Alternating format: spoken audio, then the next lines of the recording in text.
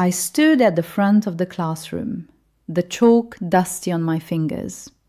As a French teacher in a strict secular school in Paris, I was taught to uphold the values of the Republic above everything else.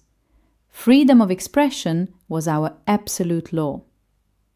That morning, I made a decision that would completely shatter my worldview and lead to my emotional revert to Islam.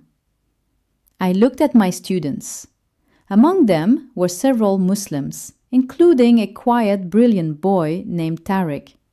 He always sat in the back, respectful, never causing trouble. But I wanted to prove a point. I wanted to push the boundaries of freedom. Today, I announced, my voice echoing in the silent room, we are exploring the absolute limits of free speech. I want you all to draw a caricature, a depiction of the Prophet of Islam. A heavy, suffocating silence fell over the room. I could see the immediate pain in Tariq's eyes.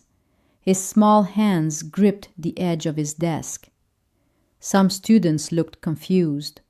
Others began to sketch nervously. But Tariq just sat there, staring at his blank piece of paper. I walked down the aisle, my heels clicking aggressively against the wooden floor. When people ask why I became Muslim, my mind always returns to this exact moment. The arrogance I held in my heart. Are you refusing to complete the assignment, Tariq? I asked, towering over him. He didn't look up with anger. He didn't shout. He didn't storm out. He just picked up his pencil, his hand trembling slightly, and began to draw. I walked back to my desk feeling a twisted sense of victory. I was so blind. This convert to Islam story of mine started with the deepest ignorance a person could hold. I thought I was teaching them a lesson. I had no idea they were about to teach me the ultimate truth. When the bell rang, the students placed their papers on my desk and hurried out. Tariq was the last to leave. He gently placed his paper face down, looked at me with an expression I will never forget, a mix of deep sorrow and profound mercy, and quietly walked out. I sat alone in the empty classroom. I flipped through the childish sketches, feeling nothing.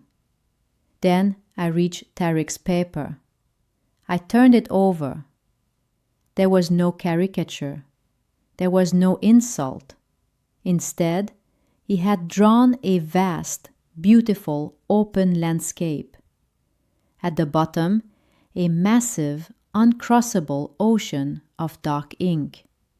And above it, a radiant, towering mountain of pure light.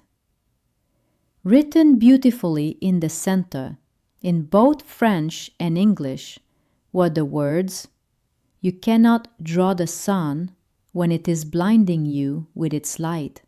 You can only feel its warmth. My prophet is the light that guides me through the darkness. You cannot draw him, madame, because you have not yet opened your eyes to see the light." My breath caught in my throat. I stared at the paper. A sudden, overwhelming weight pressed down on my chest. It was as if a veil I didn't even know I was wearing was violently ripped from my eyes. The purity of his faith, the absolute love he had for a man he had never seen, broke something deep inside my cold heart. I tried to breathe, but I couldn't. I fell to my knees right there behind my desk. The tears came suddenly, violently. I screamed, clutching his drawing to my chest. It wasn't just crying, it was the shattering of my ego. It was the crushing realization of my own spiritual emptiness colliding with the immense, undeniable truth of his words. That drawing broke me. Every time someone asks to hear a powerful Islamic story, I tell them about the boy who fought my hatred with pure, unyielding love. I tell them about the day I realized I was wandering in the dark and a 12-year-old boy handed me a torch. For days, I couldn't sleep. I couldn't eat. I bought a Qur'an. I started reading about the man Tariq loved more than himself. I read about his mercy, his kindness, his forgiveness for those who harmed him.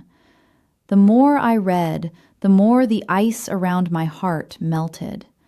I found myself weeping in the middle of the night, asking a creator I had denied my whole life for forgiveness. Within a month, I stood in a local mosque, trembling, with tears streaming down my face, surrounded by sisters I had never met but who held me like family. When I uttered the Shahada, I felt a physical weight lift from my shoulders. The headlines in my mind read, "Teacher converts to Islam," but it was so much more than that. It was a resurrection. If you ever wonder how a stubborn non-Muslim accepts Islam, it isn't always through debates or arguments. Sometimes it is through the undeniable beauty of a believer's heart. Tariq's drawing is framed in my home now. It is the most heart-touching Islam story I possess, a daily reminder of the light that saved me from my own darkness. This isn't just an inspiring Islam story for my students. It is my life.